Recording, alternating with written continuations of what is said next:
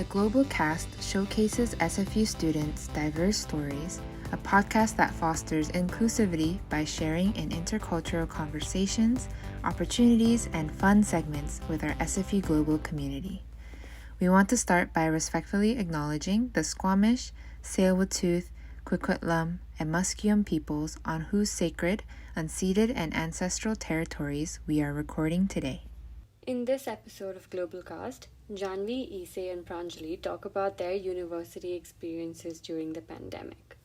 In this candid chat, you can expect to hear about the different but shared and relatable experiences they had as an international student, how it felt to be away from home, but also all the wonderful skills and learnings they gained. Stay tuned. Hi everyone, my name is Yse and I will be your host for today's podcast episode. I am a 4/5 year in engineering and biomedical physiology, and I'm an international student from Mauritius, and I came to SFU 4 years ago from my high school in Hong Kong. And today's podcast is all going to be about international students and their experience with remote learning and the whole COVID-19 pandemic, but definitely impacted a lot of our studies, and so we'll dive into it today. And to help me with that, I have Jhanvi and Pranjali here on the podcast. Hi guys. Hi, Yse. Hi. So I'm Pranjali. I'm in my second year. I have began from international India, international pathway, and I'm from high school directly. And I'm Jhanvi, and I'm in my 4th year of studying economics. I'm also an international student, but I joined SFU through another pathway called, it was through this college called Fraser International College. So I did my first year there and transferred to SFU. And I am from Sri Lanka. I am currently in Vancouver, and yeah. Yeah, that's true. I am also in Vancouver. Pranjali, you're abroad, right? Yeah, I'm currently in my home country, so I'm in India. The time differences are rough, definitely. When So I was in Mauritius. Yeah, it's 12 hours. So if it's your noon, it's my midnight. So yeah, it was that way. Yeah. Oh, wow. Definitely. Yeah. Gosh. But yeah, cool. Yeah, we do have a lot of international students from FIC, and I do, like, as the student staff working for student services, I do meet a lot of people from FIC, which is really cool. And it's nice. Yep. It's the same campus as well. Like, it's not too far away from each other.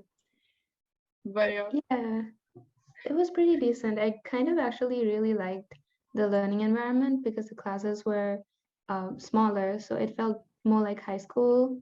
But your first year, you get more attention from your instructors and things like that. So it was pretty cool. Yeah, I've heard amazing things from it, honestly. Like, in terms of just, it's much easier to meet people and to make friends because it is a smaller environment. And I was so lucky to make friends with people who were in FIC because I got to meet people from FIC, and then it just, like, it helped a lot with building, like, relationships and just friendships and all that. It was awesome. Oh yeah. I can't really imagine how FIC was online. I mean, we're specifically going to talk about SFU because that's more relevant to our own experiences, but it's definitely something to be talked about for sure. But yeah, so for our first semester while transitioning remote, I mean, Jhanvi, you transitioned while doing classes. How was that?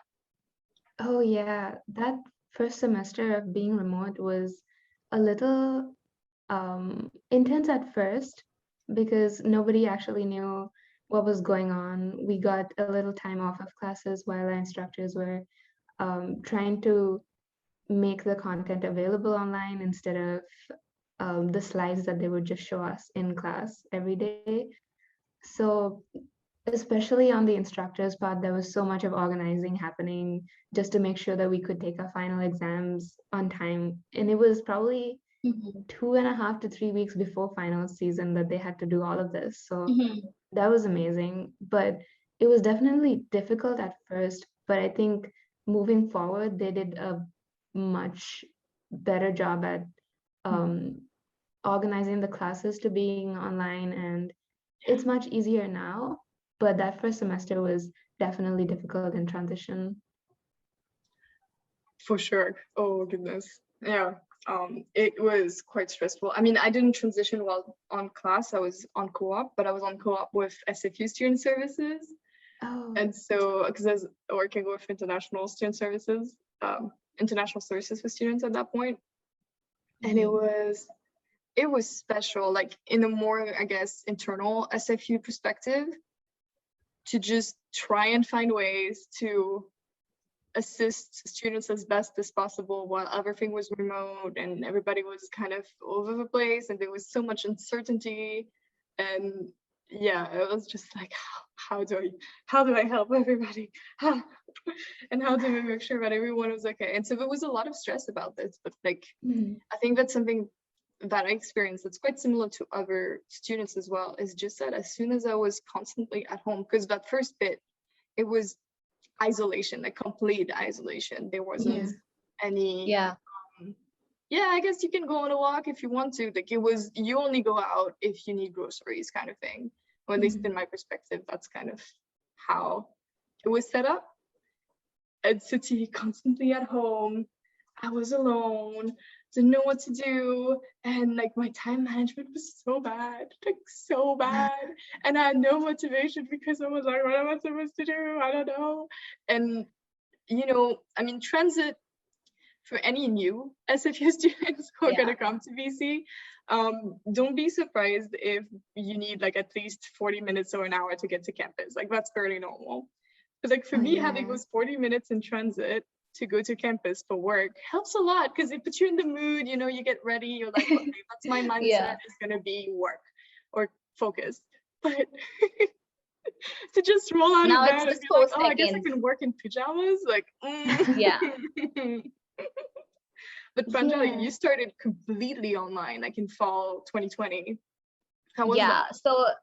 So it was very uncertain at the beginning. So I didn't know I'll start in fall because I'll just maybe wait for spring, so that, you know, we had speculations that we'll be okay by 2020 end.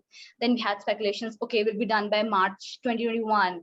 But, you know, all those things were going on. So international pathways, especially those coming from the high school, I think it was a lot of uncertainty. Also, our like the 12th, the exams were also delayed, and also the results were not out. So, you know, we had a lot of happening, and, you know, the confirmation from the university side as well, it also took a kind of lag. So also we were very concerned about like how the rules will be for like PGWP and other, you know, immigration rules and everything. So there was a lot of confusion at the beginning. Also, like, you know, paying half the amount to have an university experience that is so world class, and being at home, so it's all obviously very contrasting. But yeah, it began to be okay since spring, but yeah, fall was really nerve-wracking for me. Yeah, no, I can imagine. I mean, you know, ultimately we're human beings, so we adapt to whatever the situation is, like at some point. And, you know, people use the expression new normal a lot, which, I mean, yeah, new normal essentially means new standard. Like, okay, we get it. This is how it's supposed to be, and this is how we're just gonna have to make it work for a little bit. And so I think we all ended up adapting. And it was definitely special because, I mean, it's your first term at university and just your university experience. I mean, of course, there's the courses and the idea of like pointing yourself towards the career that you want to pursue, and exploring your interests, your academic interests, your research interests, your just interests in general, I guess, because even for the clubs, but not being able to have those conversation with classmates about the specific things that are happening in the class, or not having conversation with someone you bump into in the corridors and those kind of things. I think this is definitely part of the university experience, and to not have that aspect was definitely a little bit hard. Yeah, I also want to add that I don't know if anybody else also felt that way, but there was also like a time where job markets were also like crashing, and places like, you know, unemployment was rising and stuff like that. So I had really concerns regarding my major. So, you know, will I get jobs with that? So I was just, okay, let me do engineering. Okay, that is like, you know, the fixed streams. So I was like, okay, now I'll just shut down my dream and just, you know, pursue a safe path. But yeah, everything just turned out okay, so I'm happy about that. Oh, that's Yeah. definitely a huge concern. I don't know how much it was a concern in like maybe the domestic student population, and it probably was for some people, but like as an international student, you know, you kind of like, at least from my perspective and from my own experience, you kind of go to Canada to pursue this Yeah. like Yeah. well-renowned major, and then you're kind of like out of a Canadian university and you're like, look at me, I got a major from Canada, you know, those kind of things. And Yeah. then you're like, I'm gonna get a great job and it's gonna be recognized and those kind of things. And so to just have this huge amount of uncertainty suddenly, like, oh, maybe you won't, it's scary. I definitely agree with that. And I feel like Yeah. just that time remotely and that time with like yourself, first off, there's definitely a little bit of anxiety that builds up when you're kind of isolated and remote from everything. But there's also like so many things that I've also discovered about myself, or things that I forgot that were about myself. Like I hadn't drawn anything in so long, I hadn't painted anything in so long, and I just ended up being bored. And then I was like, you know what, I used to paint, so let me just paint again. And like, I'm by no means good, I'm not a good artist at all. It's like strokes of paint every now and there, but like it's nice. Yeah. And I was like, oh, I guess I don't really have to stay on campus like for XYZ reason. And so I just started watching anime again as well, because I was used to do that a lot when I was a kid. And that was awesome. And I think it's just, those are like the moments that I try to focus on when it comes to being remote, like going for remote university, because there's definitely some moments where like, oh, I feel at peace with myself and I like being with myself. This is cool. And I don't know if you had like any kind of awaken moment like that for yourself during those remote times. That honestly sounds awesome. Like you had some self-discovery happen when things were remote, and I feel like I had kind of a similar experience when things suddenly became remote, because so I was living in a townhouse on campus with 3 other people, and all 3 of them moved out as soon as lockdown was announced. So it was just me living in the house, and it got pretty lonely, but I started going for walks around the campus. And if you've been to the campus, there are a couple of hiking trails right behind the residence and also behind the library. And it's absolutely beautiful and just so calming to walk on. I think that was probably one of my best experiences that I've had while things were remote, of course. And definitely, I would still continue it, even though we're going to transition to like semi in person remote. But yeah, it was such a great experience, and I love that. That's awesome. So wholesome. Pranjali, did you have like anything that you like realized? Yeah, so I had rekindled my like love towards reading, because in high school and exams and stuff like that, so I was a lot into the textbooks only. So I was okay, I'll just read the post textbooks. But yeah, after that, in the lockdown, I got a chance to read the books. Yeah, I read a lot of series. Also, I could get some time to try my hand at learning language. So I learned French, basic French and Spanish. So that would be like my lockdown diary thing. Yeah. Oh, that sounds pretty cool. Yeah, I definitely like downloaded Duolingo again Yeah. when the remote classes started. I was like, oh, why not?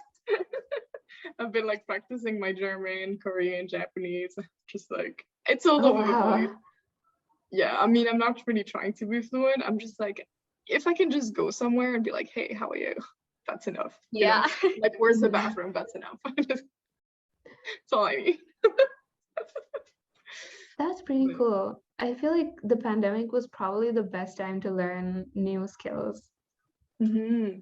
Just because we had so much time at the beginning, especially.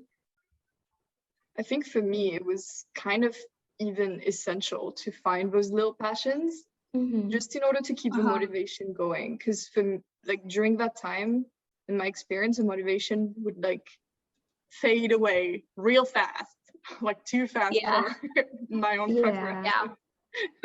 And so to find those little moments where I'm like, oh, let's do this, and then suddenly you have like a spark of motivation, a spark of passion, and you're like, yeah, I can do this, and it's fine, and it keeps you going. Definitely. And for me it was TikTok and Instagram reels starting at the time. So I was like, okay, I'll learn this. Okay, I'll learn this. I'll learn the cooking thing. So I tried a whole lot of things, but I realized that I'm not good in that. So that was a cool experience. In total. It's still great to have these experiences. Sorry, go ahead. Oh, sorry. It's still great to have these experiences because like I don't know why or how, but for some reason halfway through summer last year I started learning how to crochet. And it's been the most fun and relaxing thing. Like while I'm watching lectures, I'm just doing my own thing, like listening, but also doing something with my hand. And I made a couple of blankets and things for my cousin who was also born during the pandemic. So I can't imagine what that experience was like for them, but that's a completely different topic. I mean, I definitely feel for that though, because being in Canada, I was kind of stuck in Canada. At least for the beginning of it, and so I couldn't really go back to Mauritius because Mauritius had like very strict guidelines in place, still does. And so like even vaccinated people who need to quarantine for 2 weeks, like it's a bit more strict than here in Canada to go in, and it's an island, so I get it. But you miss a lot of family things, and as an international student, or it's already bittersweet whenever you have to like study and you kind of miss out on things. But so we were just talking about how there's something to be said about international students missing out on stuff. And during your term you already miss out on some things, but you look forward to the holidays where maybe you can see at least 1 or 2 people and celebrate with them about family news and those kind of things. But definitely during the pandemic it was a little bit hard because kind of away from everything and it feels separating. But I mean, Jhanvi and I both got to go home at some point during the pandemic though, so that was definitely nice for me that there was that opportunity to do so. But thank you guys for sharing your own experiences. That was really, really cool. And the resiliency that we had to build throughout remote studying and learning a little bit more about ourselves and our shortcomings, but also new passions and new things that we can explore. Because ultimately, boredom leads to more imagination to a certain extent. So blessing and a curse, I guess. For sure. Instagram was definitely like a good friend of me. Definitely, Oh gosh. But so thank you for tuning into the podcast. I think a leaving word is that there's definitely services within SFU that personally have helped me a lot. Like, and I mean, of course, I am already involved with international services for students, so it definitely helps in order to have easier access to those resources and understand what's available and what's not. But like, health and counseling has been amazing in adapting to remote studies. And for international services for students, we had the Global Peers and the Global Connections program, which adapted quite quickly to remote studies and to being online. And being involved with the Global Connections program for me was definitely a big part. Like, it was so much easier to just meet people there and be like, and go to events that were already like prepared, and then you knew that you were going to meet at least one person that you already know, and so it makes it a little bit more comfortable. And just have things to do that kind of make you feel like you are a university student and not just someone taking online courses was definitely good for my own resiliency throughout these remote times. But thank you so much, Jhanvi and Pranjali, for joining me today. Thank you for listening to this episode of the GlobalCast.